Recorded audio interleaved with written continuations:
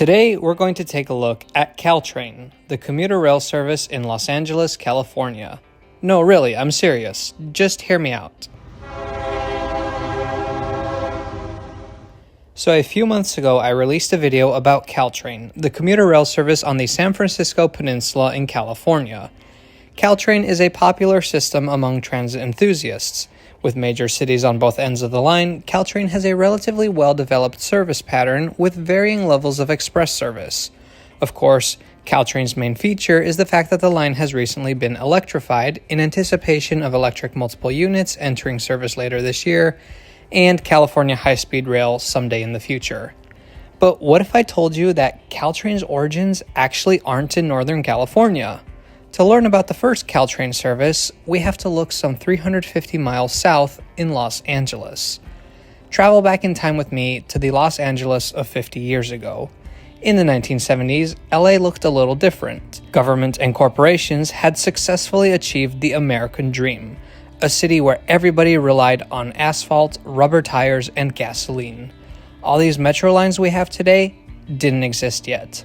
All of today's commuter rail lines didn't exist either. The last streetcar of the Pacific Electric had closed back in 1961, and the only way to get around LA was by car or by bus.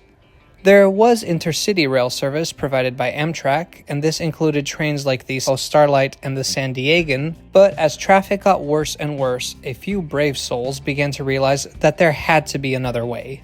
One of these people was an LA County supervisor known as Baxter Ward. He had proposed a commuter train service between Orange County and LA. The county bought a set of 8 cars from a tourist railroad in Oregon and named their train El Camino. The tracks El Camino was supposed to use were owned by the Atchison, Topeka, and Santa Fe Railroad, and they were not too keen on having another passenger train on their tracks. So a compromise was reached, and the cars for El Camino would be put on an Amtrak San Diegan service every day. On Valentine's Day, February 14th, 1978, the El Camino consist began running on the San Diegan, and that lasted for less than half a year. On August 12, 1978, El Camino was taken out of service, and the train cars were locked away in a shed. While all that drama was unfolding, a different group of people was planning a commuter train of their own. In 1973, the Southern California Association of Governments announced their ambition to run a commuter train between Oxnard and Los Angeles. This would be over tracks owned by the Southern Pacific. Southern Pacific, of course, did not want any part of this. It was during this time that they were desperately trying to kill their commuter service in San Francisco, so they sure as heck were not allowing more passenger trains on their precious freight tracks in LA. But the governments persisted, and the case dragged out in front of the California Public Utilities Commission, and here's how that went. Listen, if you would just stop blocking me from building platforms. Excuse me, you are not building platforms next to my railroad tracks. Where else are people going to get on the train? You know people use platforms to get on a train. You could just not run the train. I mean, that's always an option. See, you just need to see the greater. No, you know what? I am a legitimate business, and I need to make money, and if you just let us run the train. Guys. Oh my God, it would just be... It's 1982. It's been 9 years of bickering, and I'm sick of it. Southern Pacific, CalTrain will start running in October of this year, whether you like it or not. And don't take it from me. Take it from the California Supreme Court. They just ruled against you. So platforms were built alongside the Southern Pacific Line, and on October 18th, 1982, CalTrain officially began operating. Service was funded by the California Department of Transportation, known as Caltrans for short. At first, P30CH locomotives were used together with Amfleet cars.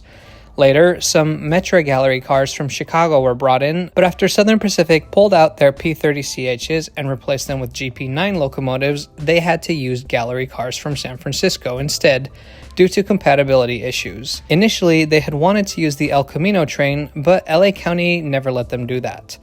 All in all, though, that is a lot of rolling stock transition for a commuter line that lasted less than 5 months. Southern Pacific and the state were constantly fighting over financial matters, so when a storm knocked out a bridge on March 11, 1983, that was the end of CalTrain.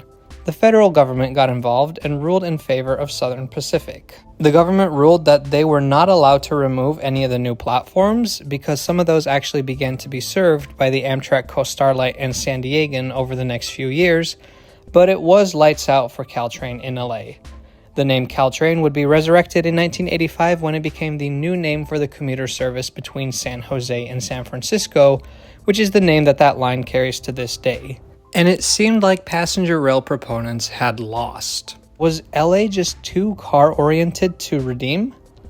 Discouraging as the stories of El Camino and CalTrain are, after their untimely passing, officials worked hard to develop a more robust mass transit system. That's how, in 1990, the first LA Metro line opened along the right-of-way of an old Pacific Electric line, and in 1992, we saw the launch of Metrolink, LA's commuter rail system that's here to stay. And the original CalTrain line played a big role in that. See, in 1990, the agency that would become the LA Metro actually bought the line from Southern Pacific, at least as far north as Moorpark. That same year, Amtrak was hired to run a commuter train from San Juan Capistrano to LA. But finally, in 1992, now that regional governments finally owned some of the tracks in the area, Metrolink could officially be launched. On October 26, service began on the Ventura County line, Santa Clarita line, and San Bernardino line. By the next year, the Riverside line and Orange County lines were added. And after an earthquake in 1994 destroyed several highways, the Ventura County line was extended to Oxnard, and Santa Clarita line service was extended to Lancaster, becoming the Antelope Valley line. And now, in 2024, when you look at Los Angeles, you'll see just how far things have come in less than half a century. There's a metro system now with some of the most ambitious expansion plans of any region in the US. Regional rail runs up and down the coast and far inland. The Pacific Surfliner travels from San Diego to San Luis Obispo throughout the day, and someday in the future, there will even be high-speed rail. Sure, it's still far from perfect, there's a lot of work that needs to be done, but sometimes I can't help but think about those people who first advocated for commuter rail, whose ideas were ripped to shreds by a wall of opposition, and I just wish that they could see where their ideas have taken the city now. Thank you so much for watching today. We'll see you next time.